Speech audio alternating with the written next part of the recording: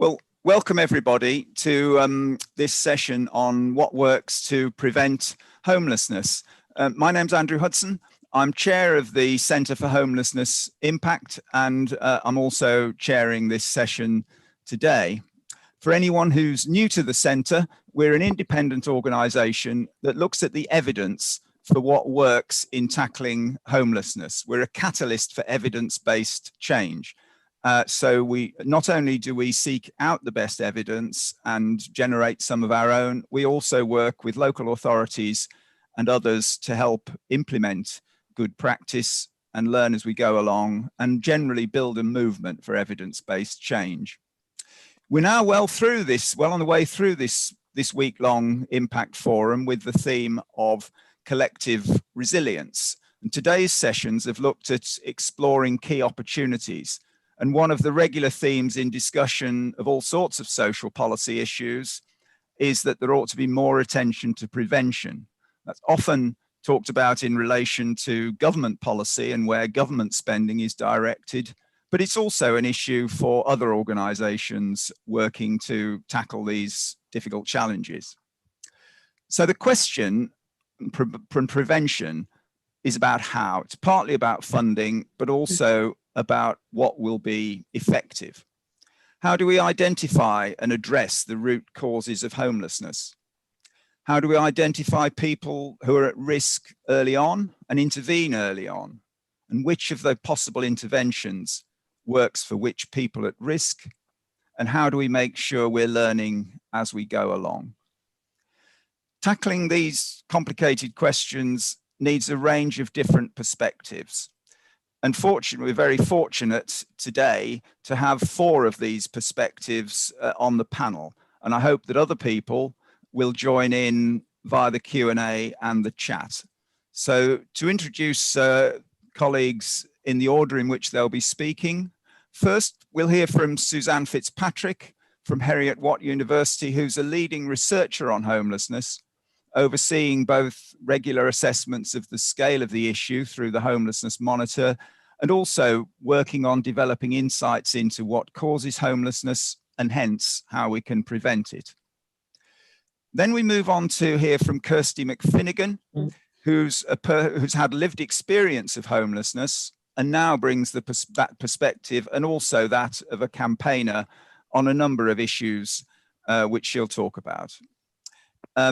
We'll next hear from Jane Williams, who founded and runs the Magpie Project, which is a frontline organisation in the London Borough of Newham, working with mums and small children. And Jane, I love the term that you seem to use in the organisation of calling the small children minis. So it's working with mums and minis in temporary accommodation. So Jane can bring us insights into how to help families in particular. And finally, we'll hear from Sue Coulson, who is a provider of decent quality accommodation, working with both landlords and tenants. Sue is the chief exec of an organisation called Capital Letters, and so working with both tenants and landlords, and she can contribute some thoughts on how we can help build those crucial relationships to minimise the risk of homelessness where those go wrong. Please do, as I say, join in. You can join in the conversation with the chat. As far as questions are concerned, it would help us to keep things together so that I don't have to try and do too many things at once. If the questions could come through the Q&A, please. So that would be good. Just to contribute finally in the introduction, my own perspective as a former policymaker in central and local government, and also having helped to run a small charity, Hackney Winter Night Shelter, in helping to offer a route out of homelessness for people in an inner London borough. And my experience suggests that as far as the prevention agenda is concerned, most policymakers, most service managers don't actually need persuading of the general case for prevention, but they are under constant pressure to improve services today, wanting to do a better job for existing clients, often facing heavy demand from new clients. And as we all know, resources are tight. So in order to win the case for more resources for prevention, we need to provide people in our sorts of roles, especially at the centre, need to provide the best evidence we can and the best set of arguments. So I'm very much looking forward to today's discussion to take that agenda forward. And let's start, please, with the research perspective from Suzanne. Thanks very much, Andrew. And I think, like the other panelists today, I've been given a few minutes to make really some introductory remarks about prevention from my perspective, which, as Andrew said, is really a research one. And I'd like to start by making the perhaps preliminary and perhaps obvious but very important point that if we want to be serious about homelessness prevention rather than sort of dabble in it, we have to be more systematic about preventing homelessness than we've been to date. And in order to do that, we have to identify what the key causes are, the main triggers into homelessness, and cut off those routes. And we have to try and do that in a way that's as systematic as possible to ensure that we are expending the resources that, and efforts that we're making in that direction in the most efficient way possible. As Andrew said, any kind of attention to prevention is constantly competing with the kind of emergency needs that services, both in the public sector and the third sector, have in front of them. So we have to make a good case for prevention, and we have to ensure that we are being as efficient as possible in whatever efforts we are making to undertake preventative interventions. So in the sort of short slot I have here, rather than present substantive evidence on various aspects of prevention, what I want to do is just introduce a framework, a typology of homelessness prevention, which I think is a very useful device in enabling us to make those systematic assessments of how well we're doing on prevention. This is a typology that was first developed by colleagues in St Basil's in Birmingham and taken up and used quite effectively, I think, in some MHCLG work around sort of national strategy to prevent rough sleeping. But myself and colleagues, Pete Mackey and other colleagues, have sort of taken that initial framework on and done some additional work on it. So just to introduce this framework quickly, it's got 5 stages of prevention, and I'll just say a couple of, make a few brief remarks on each of them. The first stage we identify as we call universal prevention, and that's those measures which are taken in public policy, very often in the national level public policy, to prevent or minimise the risk of homelessness at the general population level. So we know that poverty is a key driver of homelessness. We know shortages in affordable housing supply is a key driver of homelessness. We also know domestic and other forms of violence are key drivers of homelessness. So doing something significant to reduce those issues, particularly poverty, we know to be effective as a universal prevention measure.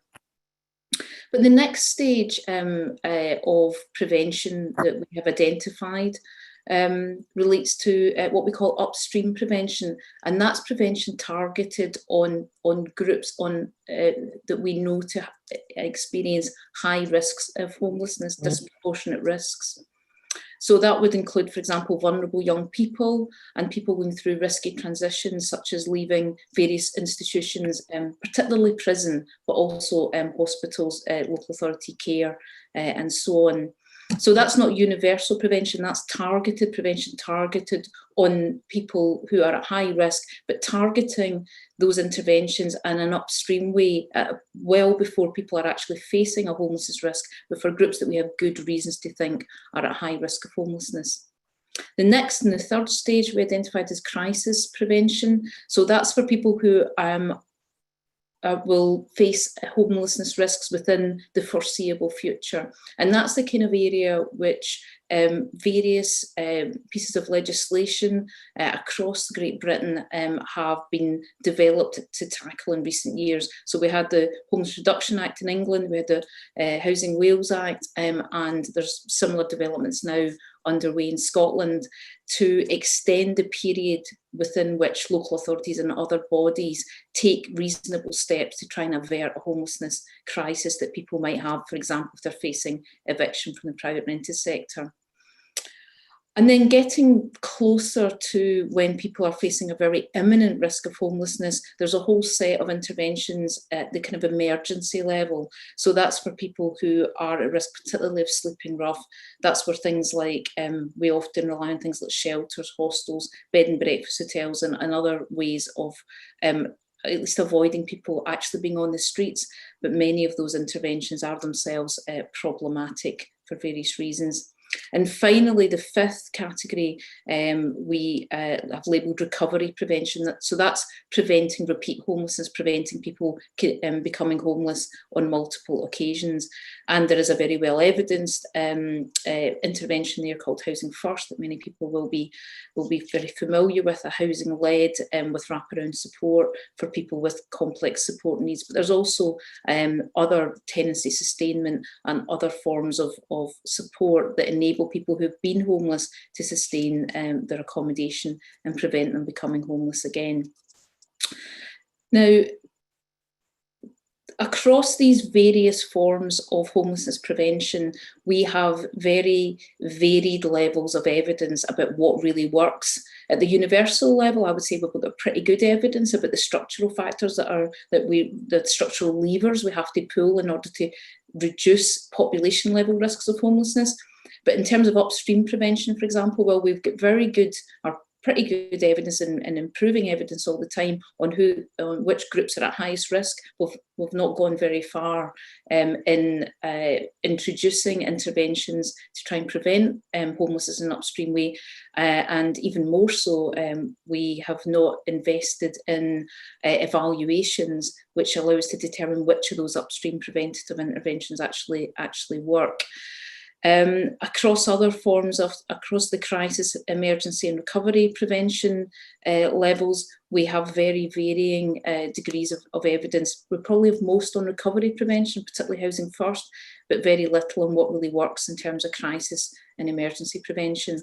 So, my plea would be for us to use this kind of framework to systematically test what we're doing, but also to test what we know about whether the interventions that we are spending resources on actually are working. And also, and just finally to say, I think it's very important to also stop doing what either doesn't work or we have very little evidence or reason to suppose that it does work. So a very good example of this is education for children at school on homelessness, or generic education models, which were very fashionable for a time, and I think are still undertaken. We have no evidence that giving children in school generic education on homelessness makes any difference to homelessness risks. So it's moving away from investing in things that just sort of sound intuitively good to things that are actually evidenced, and ensuring that we take a systematic approach. Thanks, Andrew. That's great. Thanks very much, Suzanne. That gives us a very helpful framework to consider this big issue, and we'll hear from people involved in different aspects of the different types of prevention, both from the speakers, and it would be good to hear from colleagues in the chat or the Q&A on the call who are maybe involved in other things which we're not covering from the front. So with that, let me hand over to Kirsty McFinnigan, who will give the perspective of somebody who, as I said at the start, has actually had some lived experience of homelessness, now campaigning on a number of issues. Hello, everybody. So for me, upon analysing my own experience and those of others who I met during my time staying in 3 different refuges.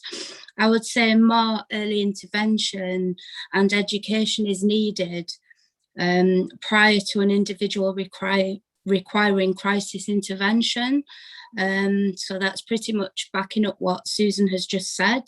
I found that people in refuge on the whole had pre-existing or trauma-induced mental health. Some also had physical disabilities, so that in itself actually makes them sort of double-fold vulnerable.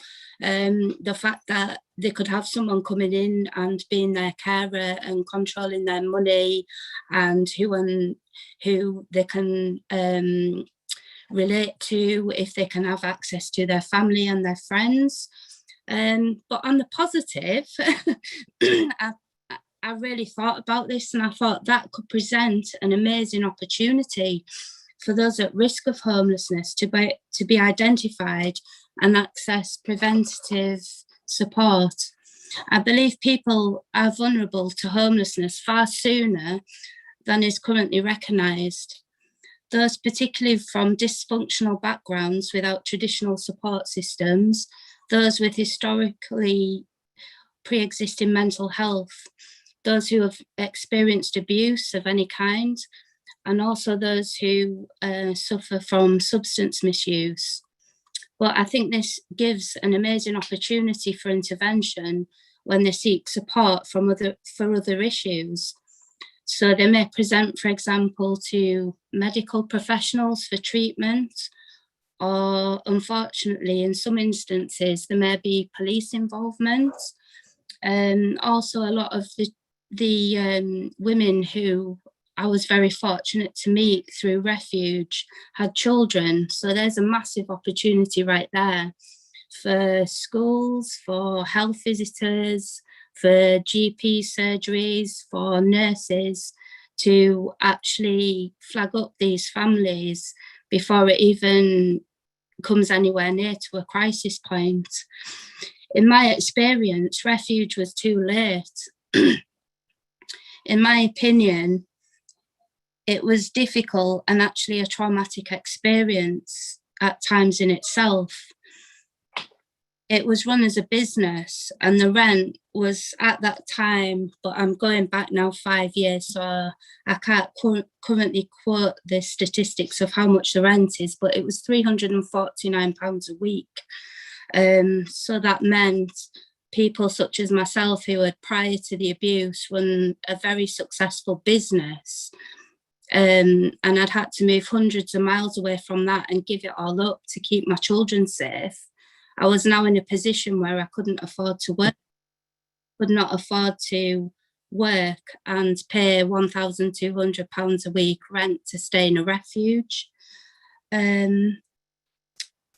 Unfortunately, also within the refuge system, we had curfews and we had jobs. When I say jobs, myself and my son had actually, we talked about it and we summed it up, and we were comparing it to prison. Whereas in prison, you have jobs, but you get paid for those jobs. You have access to education and you have access to opportunities. We had none of that. In the refuge that I last stayed in, there was 10 families, and each family was residing in a bedroom. They may have 1 child, 2 child, or up to 4 children, and all those children are traumatised in themselves, and there's just no help for them. The women are off sick with mental health problems. The children are forced to go to education, and it's just a massive melting pot. You are sharing kitchens, you are sharing bathrooms, you are cleaning up after other kids. You might have people with different levels of hygiene. So yeah, the whole thing was just not good, really. And the sad thing is, you've got no escape from that situation other than to move on into temporary accommodation or social housing. Because if you were in the position that you had a family to back you up and there was no dysfunction, etc., which is why this actually needs dealing with on a base level, from childhood onwards, you know, to educate people. You had no guarantor. You could not afford to provide, you know, 6 months rent in advance. And then you're stuck in a situation where you've got children, you haven't got jobs. So you have to rely on social housing, which is often inadequate and very substandard, actually. So in summary, I'd like to say that early intervention, and in fact very early intervention, is important to stop escalation to the point where, you know, people are actually in a crisis point. I can only speak from my experience of refuge, but I should imagine hostels and other situations are very similar. You know, education on mental health and healthy coping mechanisms and relationships is key. I appreciate I've only got 5 minutes, but I would, you know, I would more than welcome if anybody would like to hear about more about my lived experiences or my ideas, then please do feel free to contact me afterwards. Thank you very much. Thanks ever so much, Kirsty. That was a really vivid picture of the problems that can arise where the prevention doesn't take place in time, and also before you were talking about the refuge, some ideas that I know someone's already looking to follow up in the Q&A, which we'll come back to, about how other services can get involved in the prevention activity. So thanks very much for those insights. And we'll move on to Jane Williams, who is working with families with small children herself in Newham, and can tell us more about her perspective. So Jane, over to you. Thank you very much, Andrew. Thank you so much to the previous panelists, Suzanne and Kirsty. Really wonderful, clear testimony from you guys. Amazing. Thank you. So I work with the Magpie Project. We work with mums with children under 5 who are homeless or at risk of homelessness in Newham and surrounding boroughs. We've worked with more than 900 families in the past 4 years who are experiencing lots of different types of homelessness, from sofa surfing to sleeping on church floors, to temporary accommodation, to migrant help accommodation or Section 17 accommodation. We see that the causes of homelessness are gendered and influenced by race and immigration status. A woman becoming a mother can often be a catalyst for homelessness.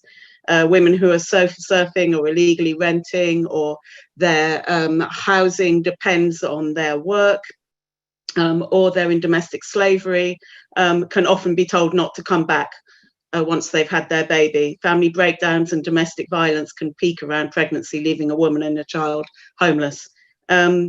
So in terms of preventing homelessness, it's really interesting in terms of, I think the first thing I'd like to say is that we can't design services for homeless people without defining what homelessness is.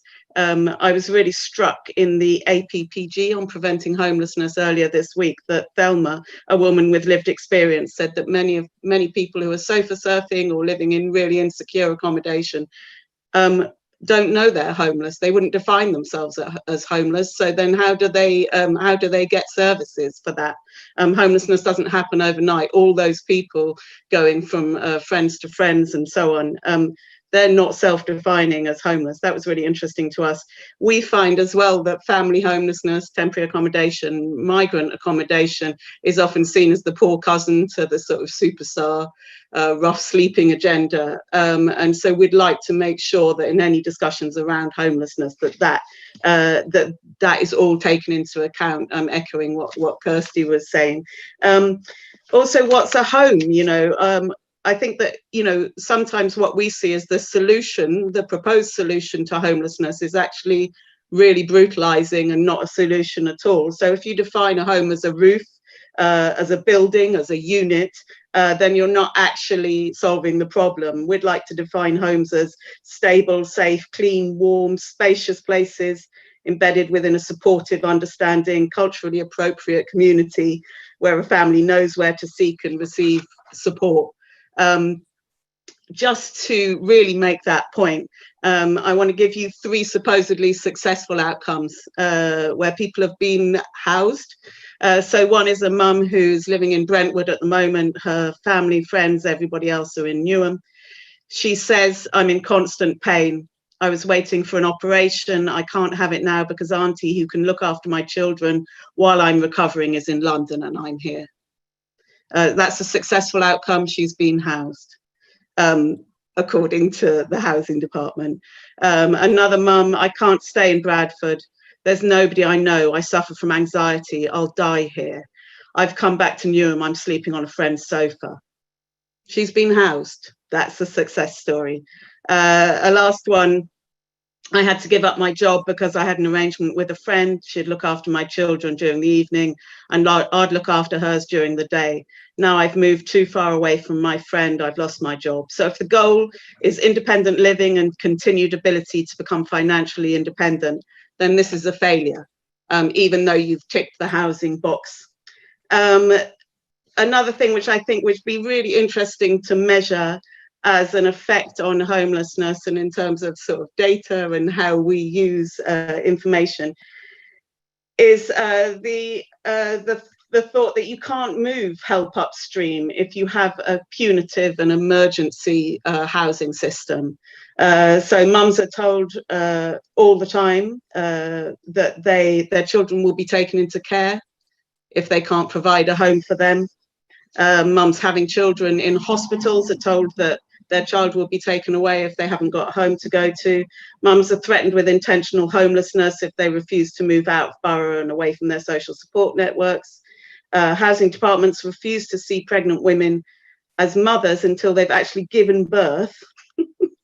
It's like it's a distinct lack of imagination. And then they're in the hospital. Recently, we had a case where there was a bed being blocked for 7 days in the hospital because the wonderful midwife wouldn't discharge the mum. She had nowhere to live because she wasn't allowed to go back to the single room she was renting.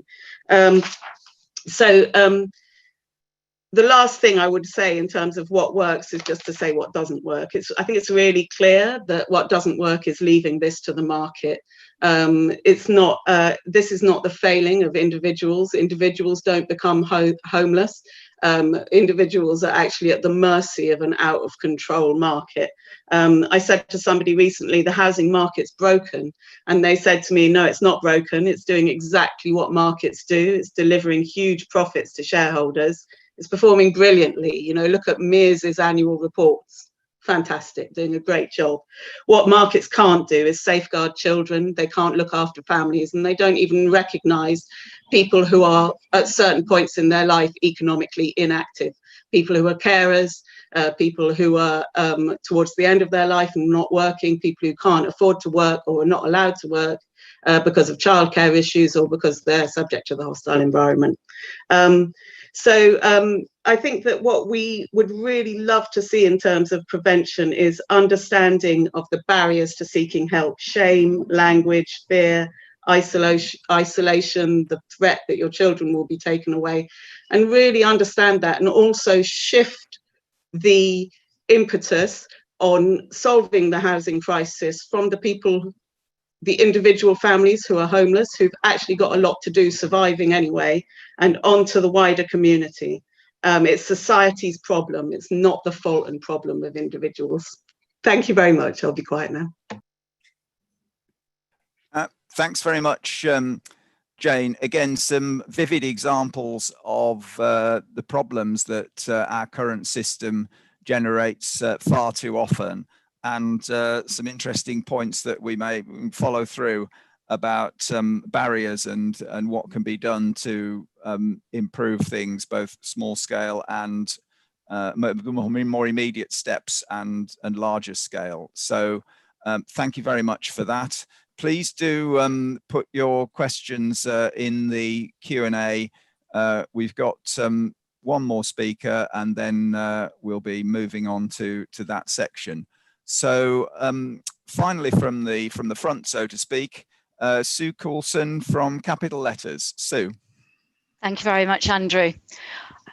It's interesting hearing particularly Kirsty and Jane's lived experience of what they've been working with.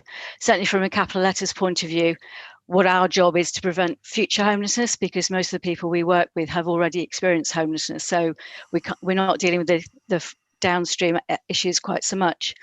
We were actually set up by London boroughs in response to the homelessness crisis that was being experienced in London, sort of 2018, and in response to the Homelessness Reduction Act, as an innovative response to the issues, many of which have already been described, and as a way of enabling London boroughs to find safe, secure, good quality homes, but a greater supply to enable them to house homeless families, but also to reduce their costs, because the cost of homelessness is going up and up and up, but also to stop the competition. So London boroughs were competing with each other for a scarce supply of good quality accommodation, which meant landlords were then profiteering almost, if you like, because they were able to increase the incentive payments they were asking for to get hold of the properties, which meant there was an unequal supply. And clearly, if you carry on doing the same thing that you've always done, you'll get the same result. So capital letters was the brainchild of originally 13 London boroughs and now 21.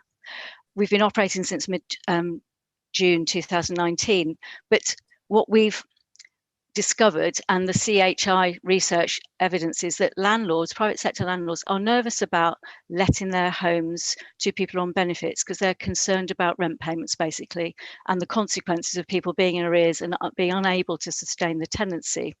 And one of the key aspects of our offer, if you like, both for our landlords but also the London boroughs and the tenants with whom we work, is that it's all about relationships. And I think relationships have been touched on already. Relationships based on trust, but collaborating and working in partnership to get the right outcomes. And the way we work is to offer a service for landlords which de-risks the relationship with tenants, because our tenancy sustainment service is there for both a landlord and a tenant. So what we do is we work from the start with the landlord, persuading them to let us have the property, and certainly paying an incentive is in part rent in advance and in part a thank you for letting us have their property. But our offer to them is we will hold their hand and the tenant's hand throughout the tenancy to ensure that there aren't any future problems with that tenancy. So our job then with the tenant is to ensure they do have a safe and secure home, that they can trust that they can stay there, put down roots, they have their support network around them, their children can carry on going to the school, etc. But we make sure that the tenant claims all the benefits they're entitled to and ensure they understand about paying the rent. So the tenancy starts off right from the get-go, and it's not always trying to catch up. The other thing our team are very successful in doing is claiming back dated benefits or loans or grants that tenants are entitled to. Indeed, my team in the last quarter of 2021 recovered something in the order of £250,000 for 100 families that they were owed to ensure they could sustain their tenancy. And I think that what we have learned, and this is a lessons learned opportunity, is you have to make it easy for people. So because we have 21 London boroughs now, with a doorway into London, so a landlord only has to come to us. We offer the same consistent service across London. They get the same deal. They have a named contact. So if there's a problem with a tenancy, they know who to go to, and we can interject if we need to and help that out. But it's about fast and efficient payment, that they can trust us to be on their side as well as the tenants. But ultimately, why we're here is to stop somebody becoming homelessness again. We procured somewhere in the region just under 3,000 homes last financial year. So that's nearly 3,000 people we've helped. We have very few tenancies that have failed in the time that we've been operating. So the critical success factor is the tenancy sustainment service, but it's a whole team thing from a capital letters point of view. It starts from the moment one of our housing negotiators talks to a landlord and says, this is what we offer you, to the moment the tenant's in the property and the tenancy sustainment service is there helping that tenant maintain their tenancy. I think the other thing I would mention is that we only procure in London. So we're not moving people out of London from their home boroughs, for instance. So it's an absolute principle of capital letters that we endeavour to find homes for as many people as possible within home borough or as close to their home borough, so they're not disturbing their existing support networks. And I think that is also a critical success factor. So thank you very much, Andrew. That's all I have to say at the moment. Thanks very much. And that's it's been really good to hear some very different perspectives on this challenge. I'd like to start the questioning with actually the first question that came in from Phil Warren, which was, I'll read it out, is part of the challenge that other services aren't alert to spotting and acting on the signs of early homelessness, with the common refrain that homelessness is typically only seen as a housing issue. And perhaps I'll come first, Suzanne, I'll come first to you and then to Kirsty, if I may. And I think you said in the framework that you gave us at in the early part of the session, this might come under the category of upstream prevention, but you tell me if I've got that wrong. And I think you also said that the evidence for this wasn't one of the stronger areas. But so rather than me speculate, what's your take on this? And then perhaps we'll ask Kirsty to expand a bit on some of the things she said. Thanks, Andrew. Yeah, I mean, I think you're absolutely spot on. And actually, I want to pick up something that Kirsty said as well, and I think it runs through a number of the comments in the chat, which is that if we want to prevent homelessness, we can't rely on housing and homelessness services, because they are in contact with people at a point where they're either already in crisis, or they've been homeless and you're trying to prevent them becoming homeless again. So that's covering the sort of crisis emergency recovery end of the homelessness prevention framework, and it's critically important. I mean, I was really interested to hear what Sue was saying about capital letters, which sounds fantastic.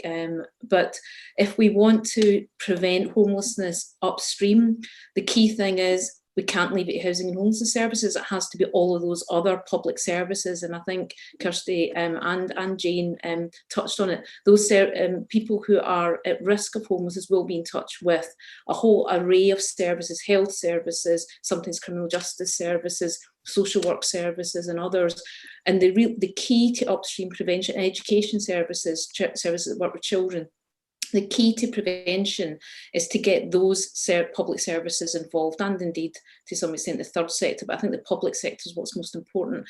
And here I would direct people to some what I think is really quite important work that's been done in Scotland recently by the Prevention Review Group. It was a crisis initiative at the invitation of the Scottish Government, which has developed proposals for strengthened homelessness prevention duties on public sector bodies in Scotland, covering all of those other parts of the public service, framed around two key principles: that these other bits of the public sector should have a duty to ask. So if they have reasons to think that people may be in a vulnerable housing or homelessness situation, they have a duty to ask about that. And B, they have a duty to act, which in some cases might be referring those households onto the local authority, with the local authority having a duty to respond to that referral. But also they may also have ways in which they have to act within the confines of their own responsibilities, depending on whether they're health or education or whatever.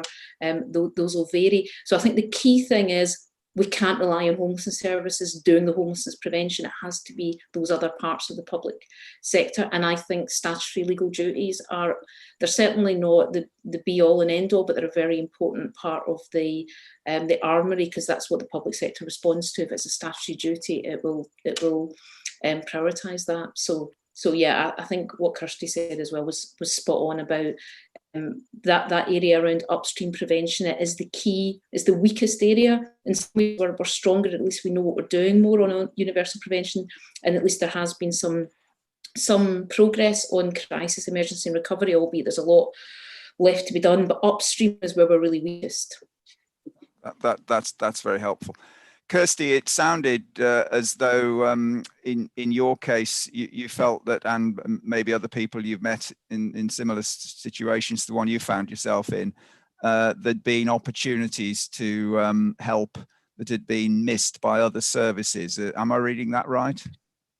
Yeah, absolutely. I mean, homelessness was like it was the ultimate. That was the absolute crisis point. at any point prior, I think that's what I really emphasised on my initial speech was, you know, there were missed opportunities in terms of the schools, in terms of the doctors, in terms of mental health services, to see that the whole family, you know, it was dysfunctional and we were crying out for help. So basically it wasn't the fact that because I ran a very successful business, I was earning, you know, I was making like £10,000 a week. That wasn't an issue.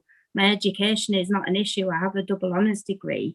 It was the situation that I was in that was not due to my own personal fault. And the problem sort of, it was just magnified by Refuge because it was run as a business. And I think a lot of the temporary housing, you know, how they currently resolve the situation in terms of temporary housing, they charge far greater rents and everything. So that puts further disadvantage because, you know, I mean, somebody who's already vulnerable, who has already experienced homelessness, who is supporting children who have been traumatized, and you're also traumatized actually. You just want to move on with your life and provide for yourself and for your family, and it just dehumanizes you when then you're expected to pay more than the market value. It's just not fair. And I think something very much needs to change in that respect. Thank you. Sue, I appreciate, you know, Capital Letters is a relatively new organisation. You've clearly achieved a lot already. You talked about the work your team does in getting people access to the right benefits. Have you so far had chance to build connections with other services, or is that what's your feeling about this? We've been building good relationships with DWP, and indeed we're currently running a series of training courses for our member boroughs on universal credit and making sure that tenants are able to claim everything they should do. In theory, our team offer a light touch tenancy sustainment service.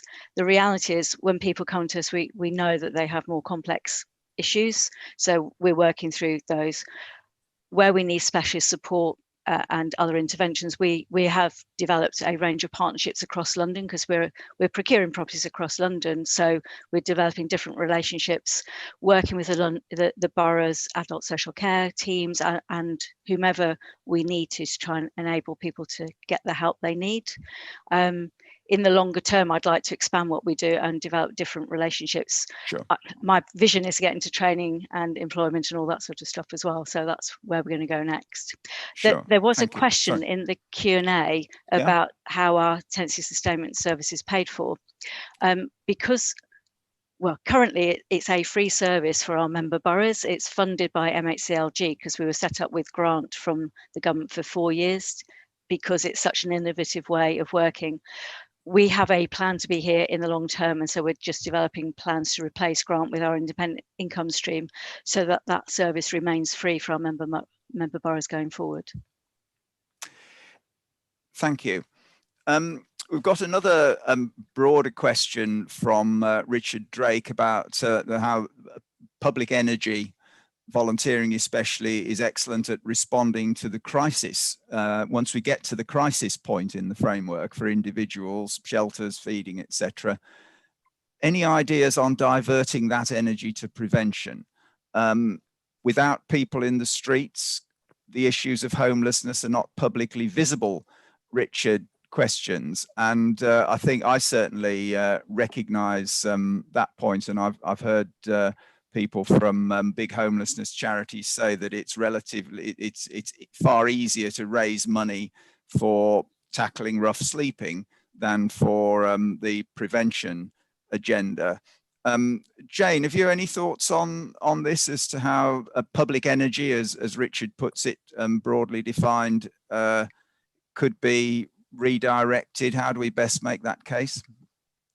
I think it's a really interesting question. When we first set up our charity 4 years ago, I was going around to anybody who would listen, telling them about these very marginalised homeless families who, it's a big safeguarding risk for the children. People who worked within the local authority said we don't owe a duty of care to anybody who doesn't come to our door and ask us for help. Councillors said to me, at least they're not sleeping on the streets. We don't need to help them as much. Children's centres said if they're not in our area, they're not our children. So I think that not only in the public, but also in public services, maybe as a result of austerity and the systems being in crisis, people don't recognise this, the prevention piece, that they're only doing the absolute crisis work. Sorry to interrupt. I was just going to follow through by asking, is this because people don't recognise that the sort of examples that you were quoting, may not be their problem today, but unless something changes, they will be in 2 weeks' time, 2 months' time, whatever it is. Do they just not recognise that, or do they just not have? I think it comes down to what about it. Yeah, I think it comes down to what Suzanne was saying. In terms of I especially sort of in the London boroughs, their funding has been cut by 30% in the past 5 years. They're just doing essential functions only, really keeping the wolf from the door, housing the people that night. And unless there's a statutory duty and funding that will come after that, then, and a duty to report because it's the same with the GP. A GP's got 5 minutes. He can't get into the fact that somebody who comes in and says, I'm not sleeping. It's much easier to give them a sleeping tablet than to say, why aren't you sleeping? Oh, you're in a single room, the size of a parking space, sharing a bed with your mother and 2 of your children. Children, that's why you're not sleeping. So I think that it's the piece around the statutory duty, and unfortunately it seems like people aren't inclined to care, so we may have to actually legislate in the first instance so that they do care, and also maybe make the case a bit better in terms of the impact on health, accident and emergency, the impact on policing, the impact on education, and maybe sort of de-silo local authority interventions, because we see that it's a competition between social services and housing. Yes, they're like, no, it's your problem. I don't want it to come out of my budget. That's interesting, and something. I mean, just to be clear, I meant to say this earlier that we at the centre are firmly focused on homelessness, broadly defined, not just rough sleeping. And what you were saying about relationships within councils takes me back to a seminar that we did. It seems a very long time ago, in the heady days when we could actually all meet in the same room and look at one another face to face and all that stuff, with the Association of District Councils about the first year of the Homelessness Reduction Act, and how one of the points that colleagues from local authorities were making was that actually the Act had prompted better conversations within the local authorities.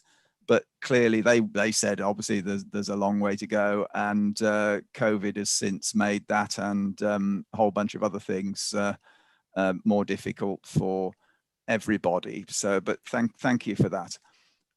There's a specific question for Suzanne about the Homelessness Reduction Act.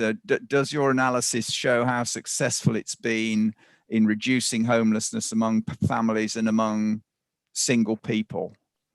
Early days, I suppose, still.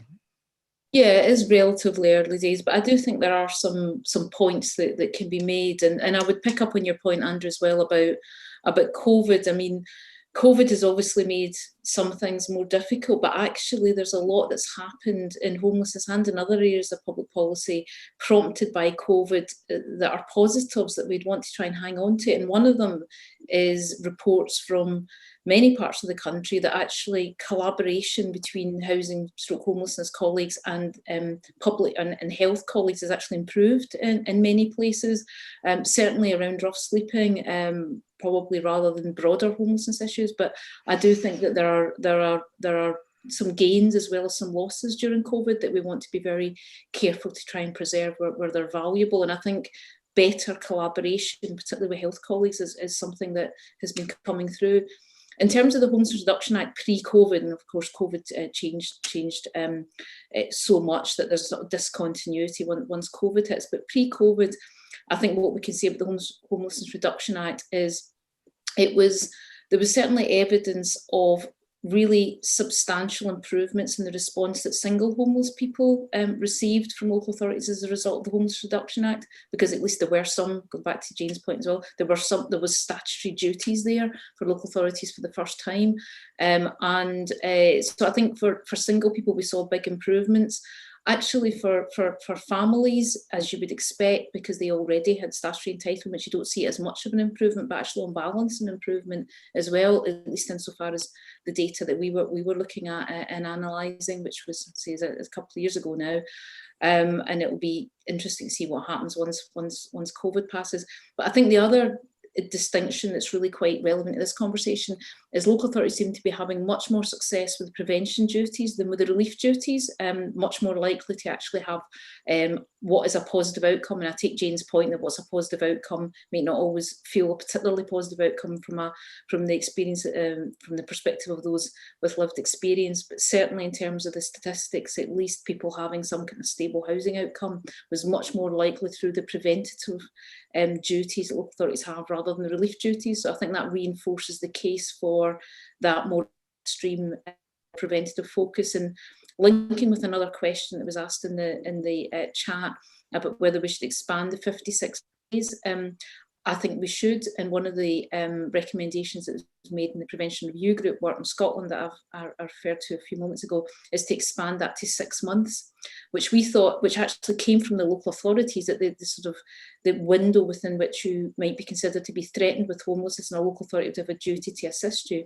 rather than being 56 days, will be, in all likelihood, if this legislation comes forward, which the government has said it will act on it, it will be 6 months. And the local authorities themselves were keen on that because they felt that they could make much more effective interventions at an earlier point, whereas people were generally coming to them at a point where it was so close to crisis, it was difficult to enable people to remain in their current accommodation or assist them to move without becoming homeless. So I think there is, statutory duties are definitely not, on their own. You need the resources and other and you need sort of cultural change and so on, but they can help both lead that cultural change and also justify the demand for those resources. Thank you. Sue, I appreciate, you were set up by local authorities, but you don't actually work for one. But do you have a sort of quick perspective on this issue about the effectiveness so far of the Homelessness Reduction Act? Yeah, as I said, it was one of the prompts for capital letters to be set up. And the purpose of capital letters was to procure more homes to prevent and relieve homelessness duties. But it was to reduce competition, so they got more properties for the money.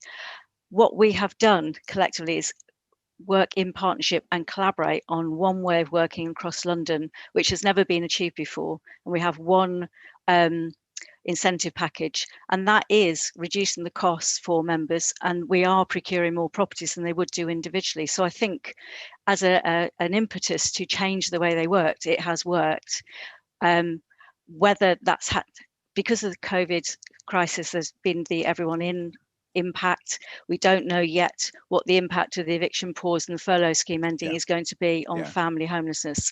We're all predicting that it will go up. So I think it's such a febrile situation. It's very difficult to know.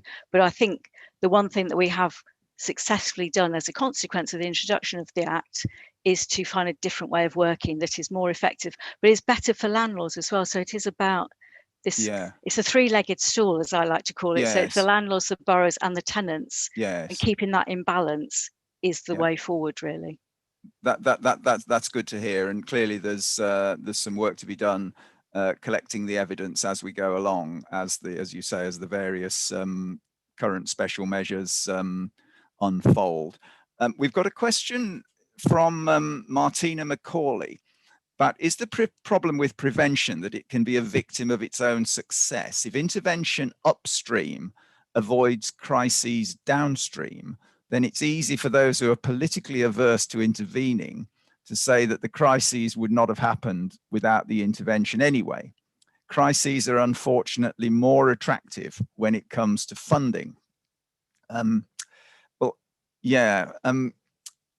Prevention being a victim, so we might say that would be a nice problem to have, prevention being a victim of its own success. But is this counterfactual a serious risk? I think, Jane, what do you feel?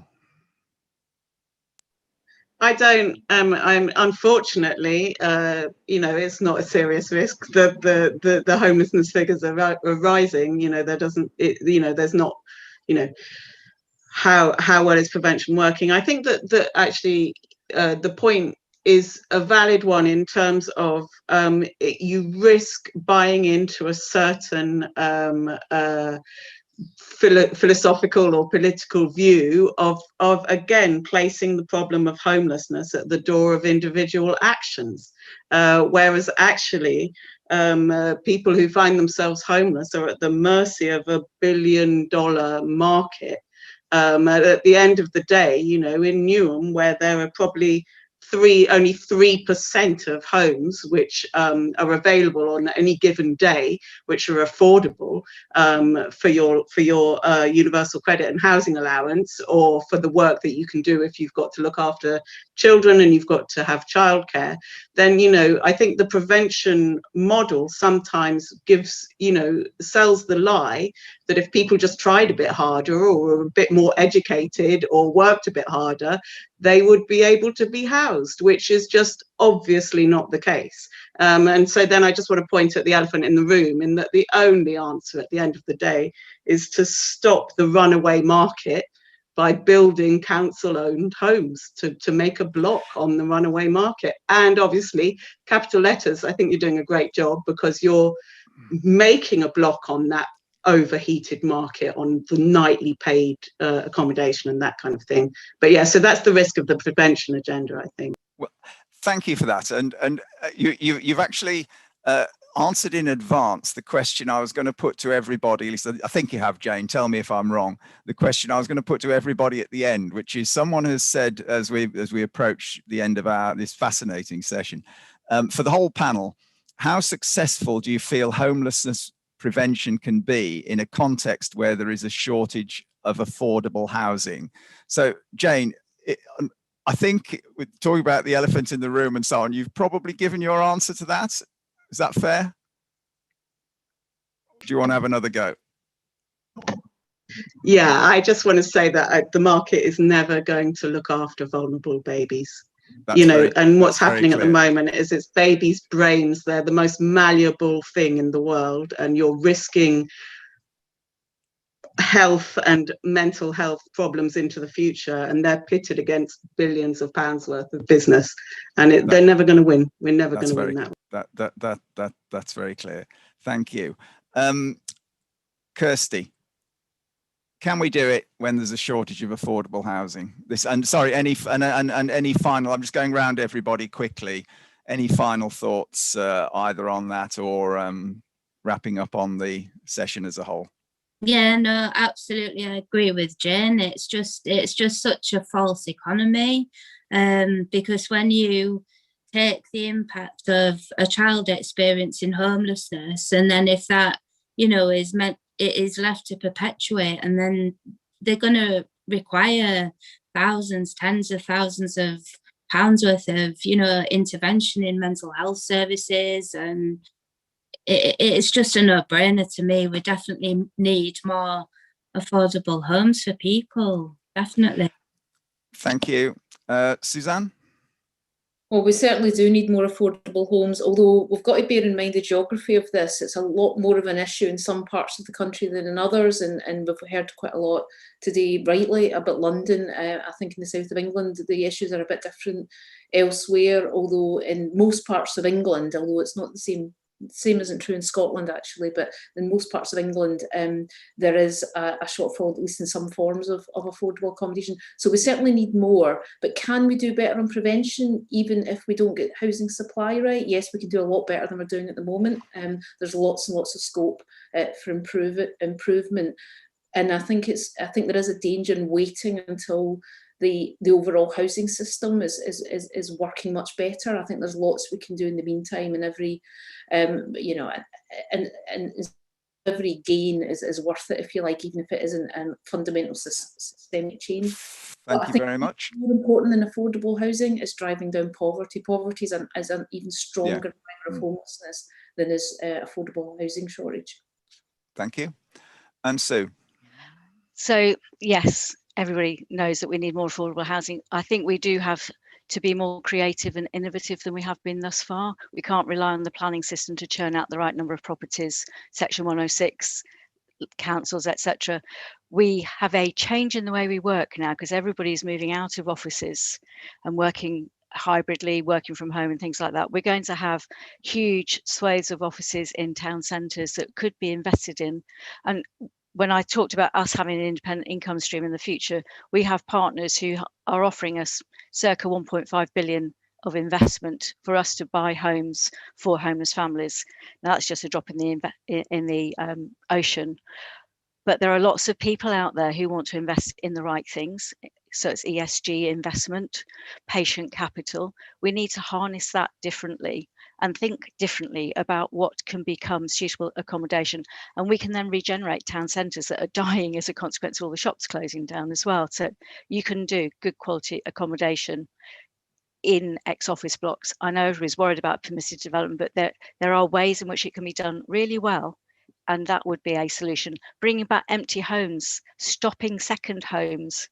I live in Devon. Second homes is a huge issue because people are just cut out the market. Sorry, that's my soapbox. I think there's material there for at least another 3 webinars. Unfortunately, we'll have to, and seriously, I hope at the Centre for Homelessness Impact we can continue to host and set up dialogues on these important subjects, and we're certainly very committed to continuing to work on the evidence on the big picture issues like the amount of affordable housing, and also on some of the specifics like how we help people in particular circumstances. Thank you all very much. Thanks to all 4 panelists for your engaging with the subject in such an excellent way today. I've found it absolutely fascinating. Thank you all very much. And thanks to everybody who took part in the chat and joined the session. I'm sorry that I wasn't able to get to all the questions, but we've certainly covered some very interesting ground today. I know that radio presenters are told never just to close the subject down. So tomorrow there is another series of sessions, and so if anybody's got the time, you can hear Cardboard Citizens, Streetwise Opera, and other things on the final day of the Impact Forum. Do stay in touch with what we're doing.